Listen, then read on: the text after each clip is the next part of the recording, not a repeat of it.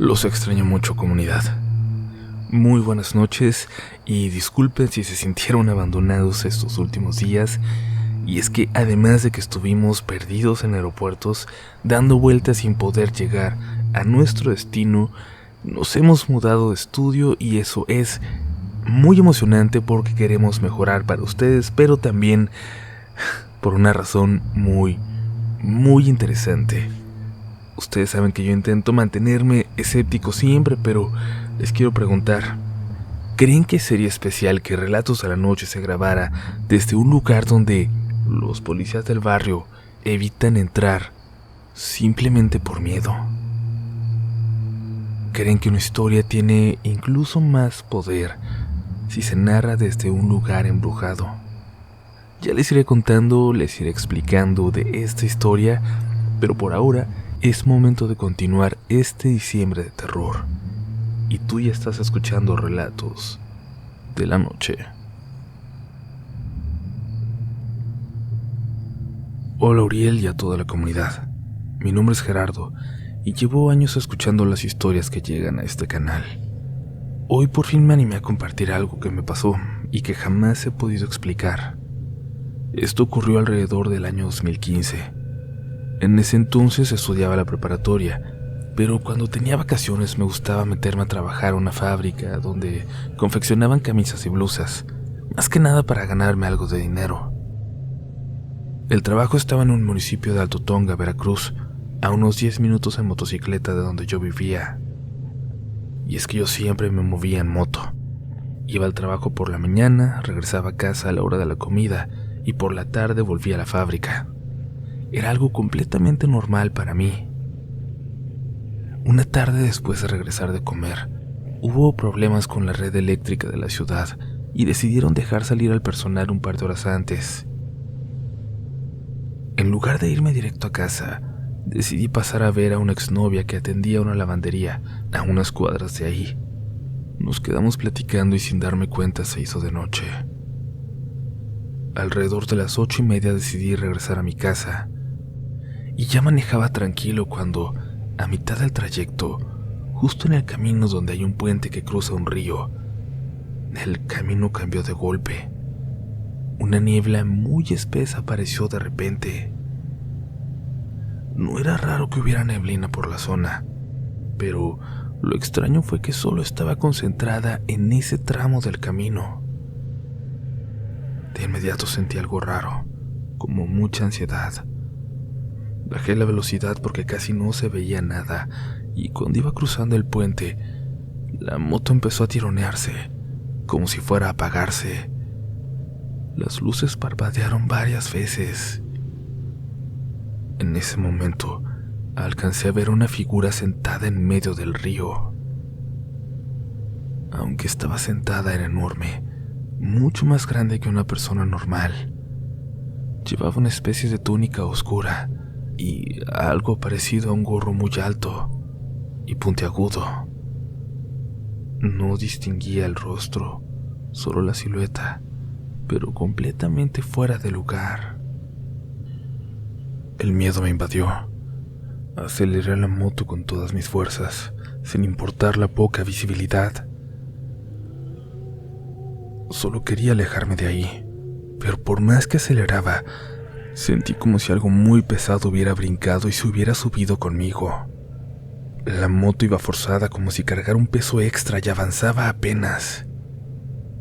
El corazón me latía con tanta fuerza que pensé que se me iba a salir del pecho. Empecé a rezar lo poco que recordaba, tratando de no perder el control. En el fondo de mi cabeza había una idea muy clara: no voltear, no mirar por los espejos. Seguí así hasta que, después de pasar el río, llegué a una zona donde ya había casas con luces y lámparas encendidas. En ese momento la moto se sintió ligera de nuevo y comenzó a avanzar con normalidad. Yo seguí rezando hasta llegar a mi casa. Cuando entré tenía ganas de vomitar. Me sentía mareado, con los ojos llorosos y el cuerpo temblando. Mi mamá salió al verme así y le conté todo lo que había pasado. Ella fue por un cigarro, Me pasó el humo por el cuerpo y me dijo que le diera unas caladas, que eso ayudaba a quitar el mal aire, ese que a veces se pega cuando andas solo de noche. Después de eso vomité algo oscuro, muy desagradable, y fue entonces cuando por fin me sentí un poco mejor. Hasta hoy no sé qué fue lo que vi esa noche, ni qué fue lo que se subió conmigo a la moto. Lo raro es que tampoco he sabido de alguien más que haya vivido algo parecido en ese lugar. Lo único que les puedo decir con certeza es que nunca me volvió a pasar nada así, que sigo transitando por ese camino todos los días, a distintas horas, y no he vuelto a ver nada extraño. Pero eso sí, cada noche de niebla, vuelve todo, todos los recuerdos. Todo en aquella noche vuelve a mi mente con total claridad. Por eso la odio. Gracias por escucharme.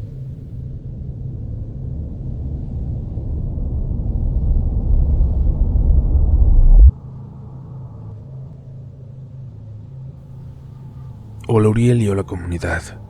Por favor, si decides compartir esta historia, omite mi nombre real. Puedes llamarme simplemente Alex. Llevo escuchando relatos de la noche desde hace muchos años, prácticamente desde que inició el canal. Sin embargo, por alguna razón, nunca me había animado a escribir. Y no porque no quisiera, sino porque esta historia sigue siendo muy dolorosa para mí. Cada vez que la recuerdo, regresa todo. Los sueños, la culpa, el miedo, cosas que pensé que ya había dejado atrás. Soy de San Miguel, El Salvador. Cuando tenía alrededor de 17 años, yo tenía 3 amigos inseparables: Alberto, Juan y Luis. Crecimos juntos, íbamos a la misma escuela, salíamos todos los días, teníamos los mismos gustos y las mismas inquietudes. Éramos como hermanos. Desde los 14 o 15 años empezamos a interesarnos cada vez más por la música rock. Y con el tiempo nos fuimos yendo hacia cosas más oscuras, como el dark metal. Y ojo, no culpo al género. Incluso hoy lo sigo escuchando, pero sí nos dejamos llevar por esa etapa de rebeldía y curiosidad. Todo lo que tuviera que ver con lo prohibido nos llamaba la atención. Casas abandonadas, historias de fantasmas, magia negra. Si alguien nos decía que en algún lugar asustaban, esa misma noche íbamos a meternos, solo para comprobarlo. En una ocasión entramos a una finca abandonada muy conocida en el barrio. Se decía que había sido utilizada por una pandilla muy violenta para cometer atrocidades. Esa noche, apenas al entrar, escuchamos gritos y murmullos tan reales que salimos corriendo sin mirar atrás. Tiempo después supimos que las autoridades encontraron cuerpos ahí. Cualquiera pensaría que sería suficiente para detenernos, pero no fue así. Al contrario, eso, el haber sido testigos de algo paranormal, nos empujó a seguir buscando más, a repetir la experiencia. Por eso es que después de eso compré una ouija y la usábamos todo el tiempo. Se volvió algo cotidiano. Y la persona que me la vendió me advirtió una sola cosa: no le pidas nada que no estés dispuesto a pagar. Esa regla la respetábamos. Nunca pedíamos favores ni deseos. Solo preguntábamos, solo jugábamos. O eso es lo que creíamos. Pasaron un par de años así, hasta que alguien fuera de nuestro círculo nos dijo que lo que hacíamos era un juego de niños. Que si queríamos experimentar algo real, teníamos que hacerlo en un cementerio, a medianoche. Que esa era la única forma de elevar el juego a esas alturas. Y claro, más que asustarnos, en ese momento sentimos esas palabras casi como un reto. Y planeamos todo. Pensamos en fechas especiales, Halloween, Semana Santa, pero al final decidimos hacerlo cualquier día, en cuanto hubiera oportunidad. No recuerdo la fecha exacta, solo que estábamos cerca del cementerio general, el principal de la ciudad, y yo como siempre llevaba la ouija en mi mochila. Así que ahí, de la nada, pensamos que era el momento justo, que era el momento correcto, el que habíamos estado esperando. Entrar fue demasiado fácil. Caminamos entre las tumbas con la luz de la luna, sin lámparas, esperando a que dieran las 12. Cuando llegó la hora escogimos una tumba cualquiera y ahí comenzamos. Y al principio todo fue normal hasta que algo cambió de pronto. Después de un rato de jugar, entiendo perfectamente cómo va a sonar lo que digo, pero todo lo que estaba fuera de nuestro círculo se volvió completamente oscuro.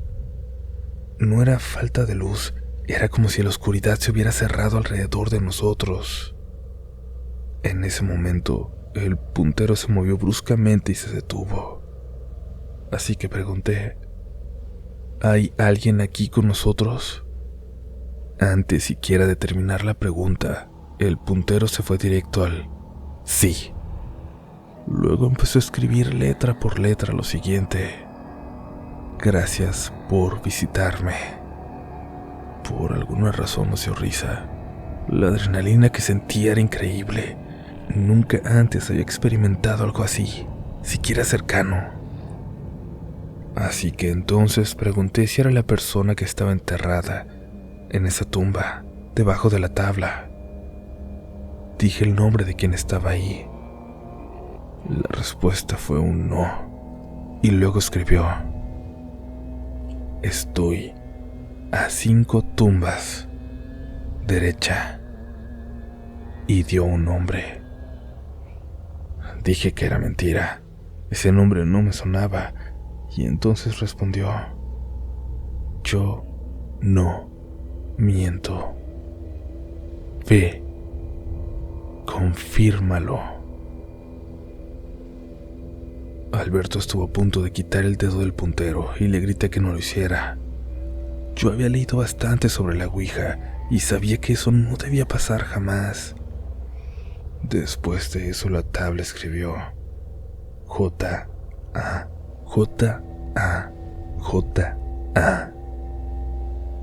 Se burlaba. Ahí entendí que quería provocar eso, que alguno de nosotros rompiera el círculo. Fue entonces cuando empezamos a notar movimiento en la oscuridad, sombras, primero alrededor y luego atravesándonos, pasando entre nosotros. El miedo nos invadió. Quisimos terminar la sesión. Preguntamos varias veces si podíamos cerrar y siempre respondía no, no, no. Hasta que mis amigos salieron corriendo. Yo fui el único que mantuvo el dedo en el puntero y este se movió directamente al adiós. Dejé la tabla ahí mismo, corrí detrás de mis amigos. Sin embargo, no los alcancé. Ya no los vi y lo único que tenía que hacer fue correr hacia mi casa. Y pasé días sin verlos. Pasamos días sin vernos. Eso nunca había pasado. Las pesadillas comenzaron casi de inmediato. Soñaba con mi muerte de diferentes formas, noche tras noche. Lamentos, sombras, ataques. Me despertaba gritando, empapado en sudor. Cuando por fin nos reunimos, nos dimos cuenta de que todos estábamos igual. Juan repetía una y otra vez: no puedo más, no puedo más. Y no sabíamos qué hacer.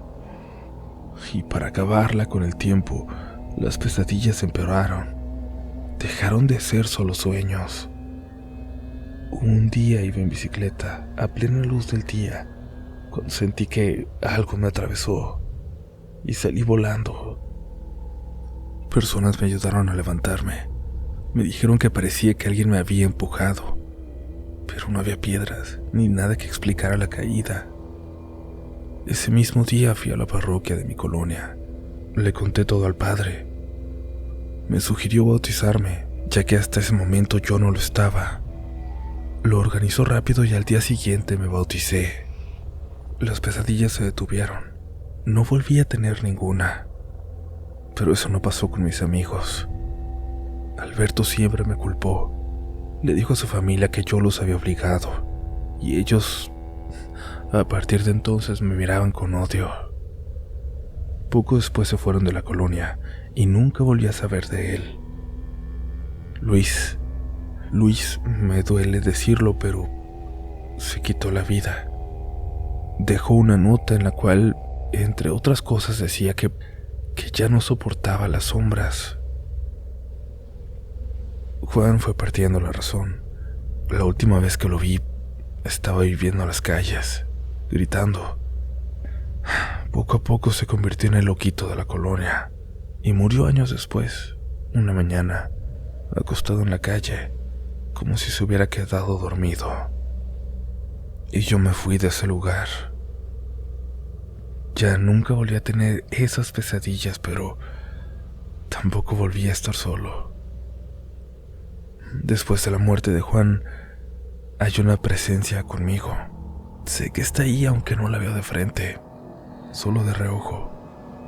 Pero siempre está ahí. A veces siento que se tensa, como si fuera a atacarme, pero nunca lo hace. Solo me provoca miedo. Eso no se lo he contado ni a mi esposa. Tengo miedo de que al hacerlo algo le pase a ella o a mis hijos. Yo sé que viviré con esto hasta que Dios me dé vida y hasta que eso que está conmigo decida cobrar cualquier deuda que crea que tengo. Ojalá que falte tiempo. Gracias por leerme, Uriel. Gracias por escucharme, comunidad. Bendiciones.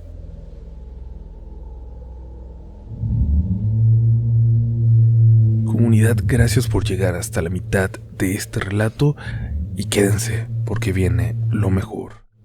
Esperamos que estén disfrutando de este episodio y de todo corazón que estas fechas estén de lo más tranquilas para ustedes, para ti que estás escuchando. Sabemos que a veces esta temporada le hace sentirse a veces a uno más solitario de lo que es en realidad, pero recuerden que aquí estamos juntos, que esta es una familia y vamos a estar aquí sobre todo para todas esas personas que van a pasar Nochebuena a solas. Aquí vamos a estar siendo parte de esta familia, la familia que escogimos, la familia de Relatos de la Noche. Continuamos con 2 relatos más sobre espíritus, sobre fantasmas, sobre demonios. Vamos hasta Santiago de Chile. Continuamos. Hola Uriel, te escribo desde Chile para compartir una historia familiar que durante muchos años se mantuvo en silencio. Lo que voy a contar ocurrió en 1979, el año en que falleció mi bisabuelo. Sin embargo, este hecho no se habló abiertamente sino hasta muchos años después, cuando quienes lo presenciaron se atrevieron a contarlo. Después del sepelio, la familia regresó a casa en 2 vehículos. En uno viajaban mi abuelo, mi mamá y 3 de mis tíos. En el otro venía mi bisabuela, esposa del difunto, junto con mis tías abuelas. El primer vehículo llegó varios minutos antes, y al estacionarse frente a la casa, todos comenzaron a escuchar llantos. Eran llantos claros, constantes, como de varias personas. Ahí pensaron que el otro grupo había llegado antes, que seguro eran las hijas del difunto que estaban llorando la pérdida. Y es que los llantos eran muy intensos. Se acercaron y golpearon la puerta, pero nadie respondió. Y dentro se escuchaba cómo seguían llorando. Mi abuelo y 2 de mis tíos rodearon la casa para mirar por las ventanas, para ver quién estaba ahí. Fue entonces cuando se quedaron quietos por el susto. Dentro del dormitorio principal, vieron varias siluetas, sombras negras, arrodilladas alrededor de la cama. llorando. No eran figuras definidas ni personas reconocibles. Eran sombras oscuras, con forma humana, inclinadas como si estuvieran de duelo. Regresaron a la puerta pensando que quizás se trataba de algún error, que tal vez dentro estaban mis tías, mi bisabuela, que era algún juego de luz el que hacía que se vieran como una sombra y no como una persona. Golpearon otra vez a la puerta. Nadie abrió y los llantos seguían. Mi mamá también miró por una de las ventanas y vio exactamente lo mismo. En esa época no existían los teléfonos celulares, ni forma rápida de comunicarse, así que no pudieron hacer más que esperar. Y minutos después llegó por fin el segundo vehículo. Mi bisabuela traía las llaves. Abrieron la puerta. La casa estaba completamente vacía. No había nadie dentro. No había llantos, no había movimiento. El dormitorio estaba intacto. 5 personas presenciaron lo ocurrido. Todos quedaron profundamente impactados. Por respeto al momento, por el dolor reciente y por miedo a causar más angustia, decidieron no hablar del tema durante mucho tiempo. Años después, mi abuelo, un hombre serio, escéptico y poco dado a creer en este tipo de cosas, contó la historia frente a mi mamá y mis tíos. Todos confirmaron que habían visto lo mismo. Las sombras negras arrodilladas alrededor de la cama, llorando. Nunca encontraron una explicación. Nunca encontraron una explicación. Salud desde Chile, comunidad. Soy la mayor admiradora de relatos de la noche.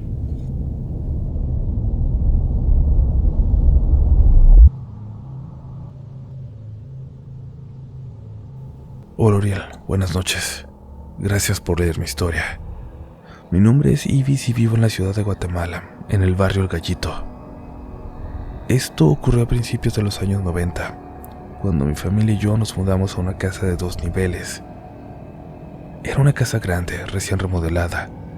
Abajo estaba la sala, el comedor, la cocina y el área de lavandería.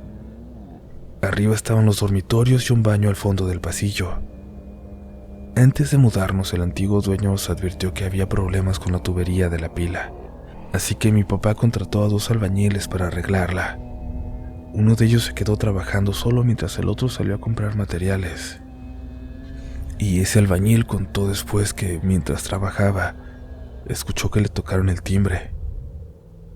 Fue a abrir pensando que era su compañero, pero no había nadie. Sonrió. Pensó que quizás era un niño haciendo una broma y ya, pero cuando regresó al interior de la casa, vio, al fondo, la silueta de una mujer, parada, completamente quieta.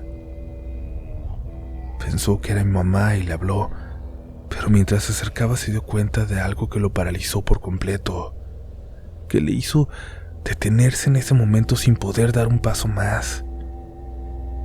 Esa figura parada, inmóvil, esa figura no estaba tocando el suelo. Parecía como si estuviera colgada. Dijo que el cuerpo se le puso pesado, muy pesado como de plomo, que no podía hablar ni moverse. En ese momento volvió a sonar el timbre y la silueta comenzó a desvanecerse. Sí, así. Simplemente se desvaneció. Logró abrir la puerta y era su compañero, que regresaba con los materiales. Este se preocupó al verlo tan pálido y asustado, y finalmente decidió contarle lo que había visto. Terminaron el trabajo lo más rápido posible y no quisieron volver a la casa. El día de la mudanza todo fue normal. Cajas, muebles, gente entrando y saliendo. Y esa primera noche dormimos tranquilos. Al día siguiente mi mamá notó algo extraño. Los trastes que había lavado y dejado escurriendo estaban nuevamente en la pila, como si nunca se hubieran tocado.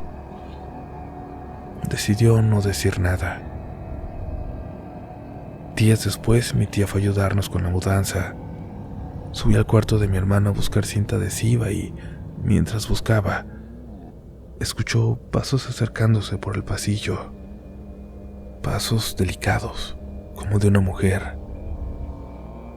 Pensó que era mi mamá y le habló, pero al voltear no había nadie.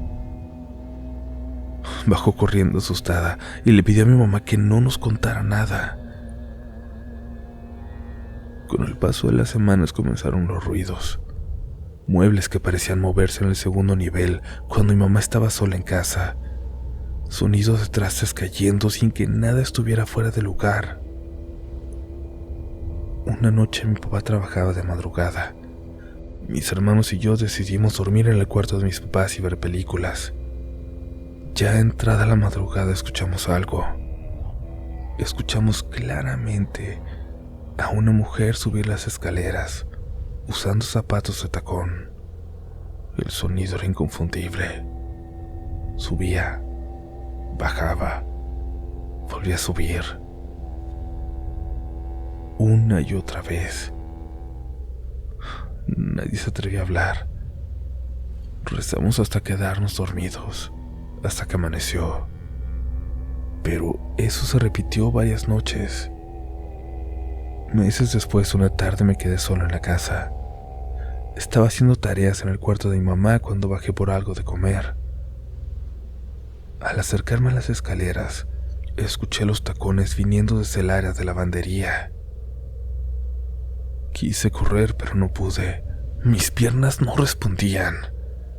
Logré subir gateando unos cuantos escalones y me quedé ahí, sin poder moverme ni gritar. Y ahí la vi. Yo. Era una mujer vestida de enfermera, muy pálida, con los ojos negros. En la mano llevaba algo que parecía un recipiente de alcohol, y me estaba viendo. Se acercó, pasó junto a mí y siguió subiendo las escaleras, como si yo no existiera. Me quedé ahí, llorando, hasta que mi mamá llegó y me encontró. Tiempo después, un amigo de mi hermano vino a hacer una tarea. Al regresar del baño, preguntó con total naturalidad quién estaba enfermo en la casa. Dijo que había visto una enfermera en la sala, que a quién iba a buscar. Y eso fue lo que llevó a mis papás a investigar, a finalmente investigar. Les contaron que en los años 70, una joven enfermera llamada Catalina vivía ahí, cuidando a su madre que tenía cáncer terminal. Catalina murió durante el terremoto de 1976. Después de la reconstrucción comenzaron a verla subir y bajar las escaleras, haciendo siempre exactamente el mismo recorrido. Por esa y otras razones, mis padres finalmente vendieron la casa. Mientras vivimos ahí, los ruidos nunca se detuvieron del todo. A veces lo único que se percibía era un aroma suave, como de perfume. Nunca supimos si Catalina seguía cuidando de alguien, o si simplemente no sabía que ya no había nadie a quien cuidar, que estaba sola.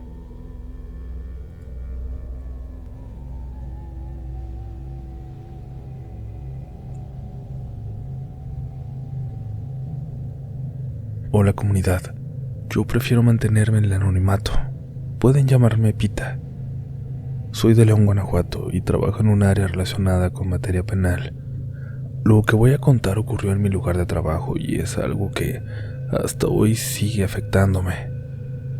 Llevo alrededor de un año trabajando ahí y aunque ya había escuchado comentarios extraños sobre el edificio, nunca me había pasado nada, hasta ese día. Hace unas 2 semanas me tocó cubrir una guardia un domingo por la mañana. Normalmente esas guardias se hacen desde casa, pero en esa ocasión me pidieron acudir de forma presencial para dar seguimiento a unos trámites urgentes. Llegué temprano para organizar todo, y por desgracia fui la única que tuvo que subir al segundo piso. Al menos eso creía. El edificio es grande con pasillos largos, todo resuena. Cualquier paso, cualquier movimiento, se escucha con claridad por el eco.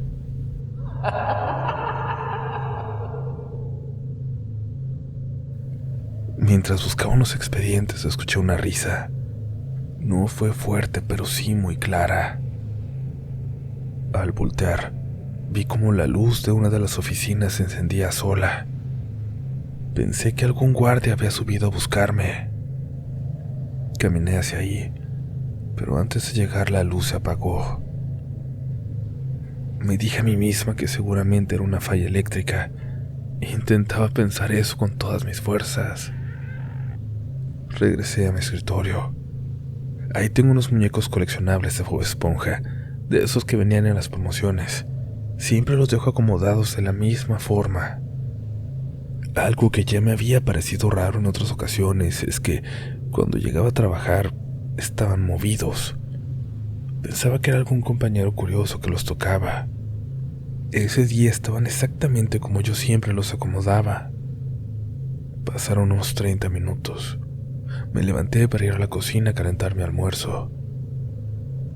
Mientras el horno funcionaba, escuché pasos corriendo por el pasillo, como si alguien viniera directo hacia mí. Apagué el horno y me quedé inmóvil, esperando que alguien hablara o se asomara. Los pasos se detuvieron. Entonces escuché una voz, muy cerca. Una voz que dijo algo así como que quería jugar. Una voz que dijo que le prestara los muñecos. No era una voz infantil, era una voz grave, de adulto. Se me heló el cuerpo. Sentí un frío recorrerme la espalda y la piel se me puso chinita. Traté de convencerme de que estaba cansada, de que había madrugado demasiado. Corrí al baño para echarme agua en la cara y despejarme. Cuando regresé a mi escritorio me llevé el primer golpe fuerte del día. Mis cosas seguían ahí, pero los muñecos no. La silla estaba arrastrada casi contra la pared. Pensé que era una broma de muy mal gusto. Bajé al primer piso y le pregunté a la guardia si había subido.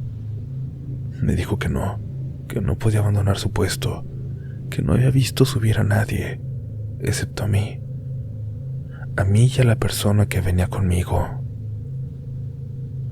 Le pregunté a qué compañero se refería, y ella me respondió que al hombre que entró conmigo, al que había visto claramente.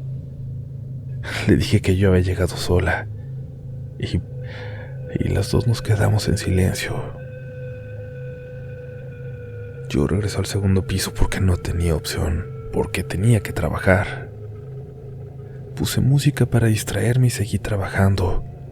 No quería moverme de la silla, pero llegó un punto en el que tuve que ir al baño. Los baños son grandes, de esos donde se puede ver por debajo si hay alguien dentro. Al entrar, todos los cubículos estaban vacíos y elegí el primero. Mientras estaba ahí, escuché una risa suave y luego una voz que me dijo que no me asustara, que solo quería jugar conmigo. No era la voz de la guardia, no era una voz humana, no era una voz normal. Me quedé paralizada. Recordé algo que mis abuelas siempre decía, que nunca hay que responder a los muertos, ni a lo que no pertenece a este mundo. Me quedé en silencio, temblando. De pronto vi caer uno de mis muñecos al piso del cubículo. Grité, pedí ayuda. Al mirar hacia el cubículo de al lado vi unos pies. Eran oscuros y las uñas eran largas, demasiado largas, y volví a gritar. Lo que estaba ahí adentro se agachó, recogió el muñeco y empezó a reírse.